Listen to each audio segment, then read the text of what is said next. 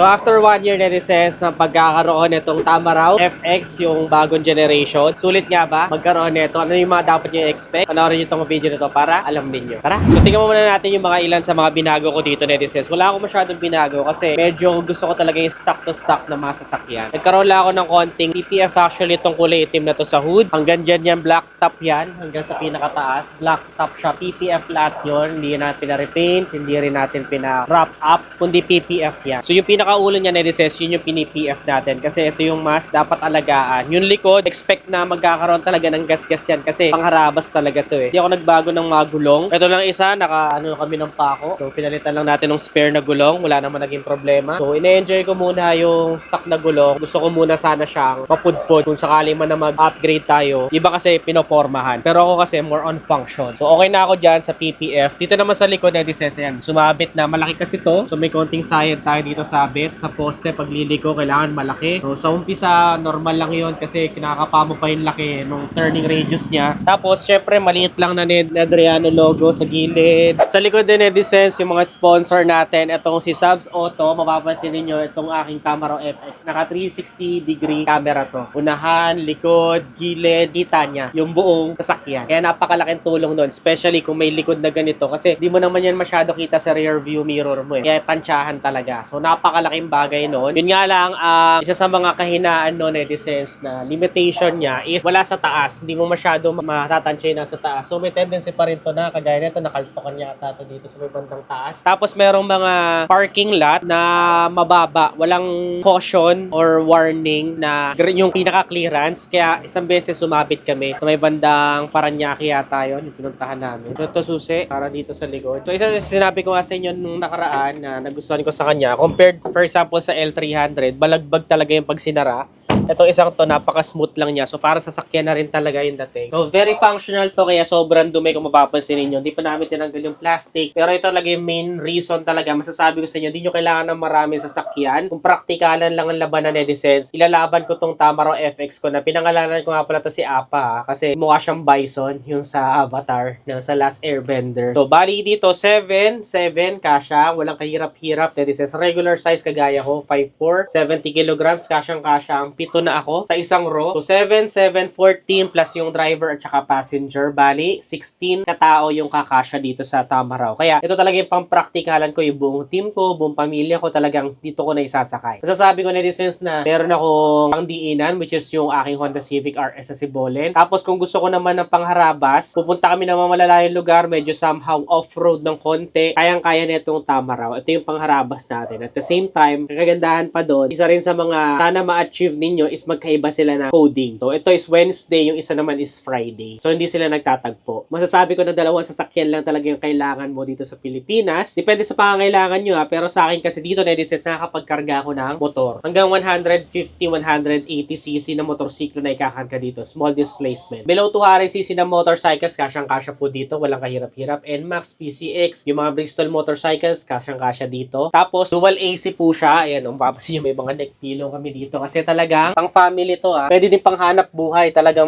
maasahan nyo siya pang hanap buhay. Nandito na lahat ng gamit namin. Payong, nandyan na rin. Tapos dual AC. Meron siyang AC dito, meron siyang AC dito. So, ito yung isa sa mga honest feedback ko. Kasi iba naman, nasabi ko na, diba? Honest feedback ko na i-expect nyo is syempre, matagtag siya. So, depende na nga lang yan sa driver. Pero minsan kasi may mga kalsada na kahit anong dahan-dahan mo, talaga mararamdaman mo yung pagiging matagtag ng isang pick-up. Expect mo na nasa blonde light to ng Hilux, ng Fortuner. Yan mga yung matatagtag talaga eh. So, wala kayong dapat masyadong or set your proper expectations kapag sasakay kayo dito. Dito yung magiging pinaka-comfortable. Pang praktikalan talaga siya. Kung marami kayong sinasakay, ito talaga yung marirecommend ko. Kasi dami talaga makakasakay eh. Kung kagaya ko na hindi naman kami laki sa yaman, di ba? Kapag sa jeep ka sumasakay, comfortable ka naman. Ito pa kaya, close tapos aircon. Hindi mo wala syempre na may mga mahihiluhin sa biyahe. Pero, kita mo naman kung gano'n lang kadaling buksan. Ang bintana niyan, dito lang yan. Gaganyan mo lang. Bukas na bintana, pwede ka pa rin lumanghap ng fresh air sa mga puno.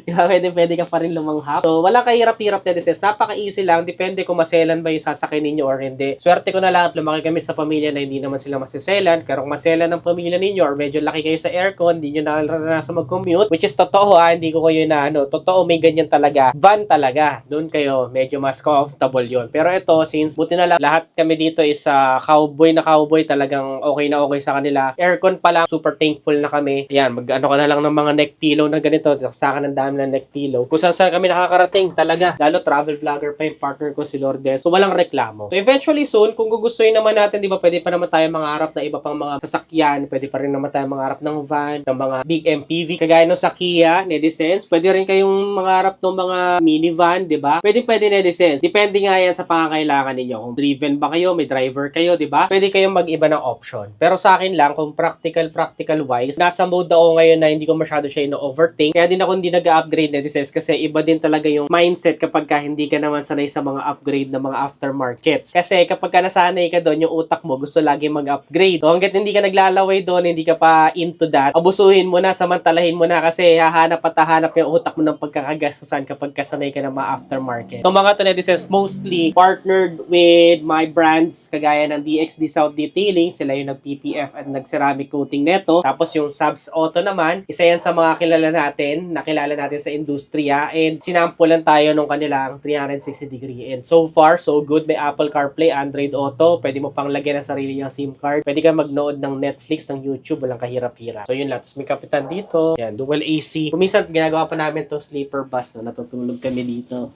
Yan, pwede kang mahiga. O, di ba? Hindi ka mamiga na ganyan. Napaka-comfortable. Meron lang siyang ano dyan. Yung tag-tag, wala tayong magagawa dyan, Netizens. Sa driver na lang, tansyahan na lang talaga yan. So, yun lang naman. Basically, yan. Nakakabit pa rin madumi, pero nakakabit pa rin yung ating mga plastic. Kaya mo siya ma-wear ng sarili niya, di ba? Kaya ganyan itsura niyan. Alam mo na functional siya. So, nabubuksan dito isang pinto. Pag magkakarga ka, tapos may ilaw lang dito. Di ba? Napaka-practical. Kaya ito, sobrang dami nanood talaga nitong Tamaraw ko nung ni-review ko. At bakit ito yung napili ko? Sobrang dami nanood. Sobrang dami nag-aabang na after 1 year, kamusta na? So, yun expect nyo, madagasgasan lang naman yung mga floorings. Normal yan. Huwag kayong mga badyan. Ito, sasayad to kapag ka sobrang tarik, no? Kung akala mo, mataas yung sasakyan mo, hindi ka sasayad. Pero sasayad yung stepboard na yan kapag ka masyadong matarik yung kalsada.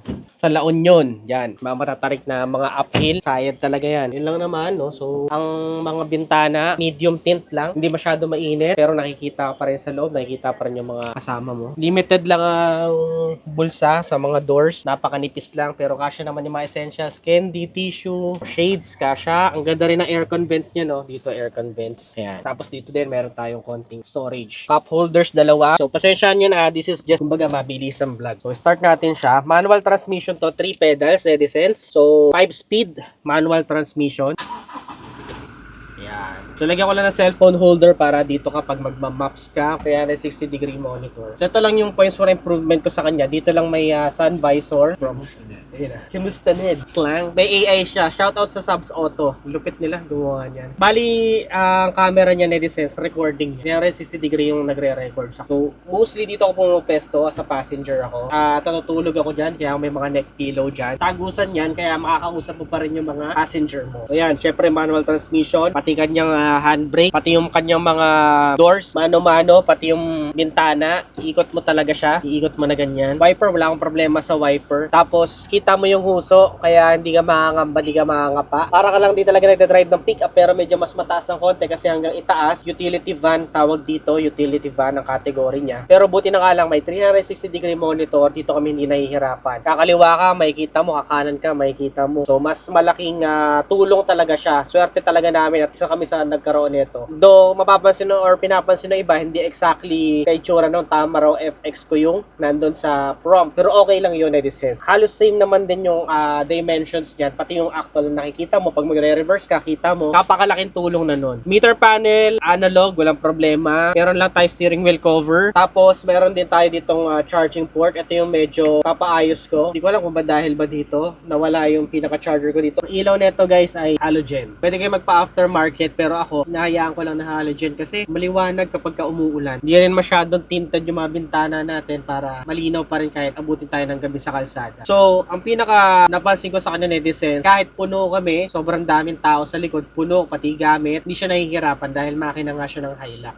Kahit primera akyatan, alam mo yung hindi ka mabibitin, hindi ka mag-i-stall, hindi ka mamamatayan, hindi mo na kailangan bumelo ng sobra para umakyat siya. No, kahit hanggang segunda, kaya niya. Kahit akyatan na puno, ilan sa mga feedback ko na power neto. Compare sa L3, kailangan mong bumelo, mararamdaman mo naman yan, Netizens, may point of comparison ka. Ako kasi sa L3 ko siya, point of comparison, usual. Before na ginamit namin amin, kaya ako nag-design nito, kailangan ko ng L3. Kaya lang, problema sa L3, medyo may stereotyping na kapag may likod, di ba? Pag utility van, medyo akala nila lagi pang catering, ganyan, nilolowball nila. So, merong stereotype, mababatingin nila. So, aminin man natin sa hindi, nangyari talaga yun sa Pilipinas. No? So, real talk lang tayo. Straight talk lang tayo, guys. Kaya, medyo nagtama raw ako para may lapag ng konti. Di pa rin nawawala yung mga stereotype na may likod, pero wala na silang masay kasi na mamangha sila, na pupugian talaga sila sa lapag. May lapag kasi talaga yung Tamaraw. So, wala siyang mga handbars dito sa magkabila, no? Pero pati dito wala. Pwede naman makabili ng aftermarket yan. Di ko na lang naasikaso kasi talagang gamit na gamit. Biruin mo, ilan ng Odo ko. 9,971. 1 year ko siya nagamit. May mga pahinga rin kasi syempre out of town din kami. Tapos may kapalitan siya yung Civic. Yung Civic 3 years, nasa 40,000. So yun, mas gamit na gamit ko yun. Yun lang yung only car ko before. And after 2 years, nung Civic, ito naman yung binili natin. Parang 1.5 year yata, ito naman yung binili natin. So ito, 1 year na to ngayon, January, exactly, kung kinuha namin. Yun, so far, fuel consumption, ito yung nakuha ko na fuel consumption. Hindi na ako madalas magpagas dito, mas magastos pa nga yung RFID. Isa sa gas, kung tutuusin, Diesel Max, pinapagas ko dito. Ayos na ayos, guys, walang kaproblema. Ang sarap niya imaneho, nandun pa rin yung rugged feeling na imaneho mo siya. Walang kaarte-arte. Pwede nyo rin namang artehan, no, kung sakaling papormahan ninyo, pwede nyo namang artehan ng konti. Pero sa akin talagang pang praktikalan yung gamit ko dito, nasulit ko talaga siya. Meron dyan sigurado mas masusulit nyo kung may negosyo kayo or kung ano pa man yung paggagamitan nyo. Ito kasi for family use, for personal use, at mga minsan may meeting ako, coding yung Civic ko, ito dinadala namin. May mga staycation kami, may mga trip kami, ito dinadala namin. Nadala ko na ng La Union, nadala ko na ng Pangasinan. Ang sarap niyan dalhin, Edisens. Ang sarap magkaroon ng ganito, pang praktikalan talaga siya. Napakarami ko may kakarga, kaya ito yung napili ko. Pwede din naman kayo mag-van kung mas naaangkop yun sa pangangailangan ninyo. Ayoko na kasi ng baklas ng upuan kapag may kakarga akong motor. Ito isang to, di mo na kailangan magbaklas ng upuan. So yun lang guys,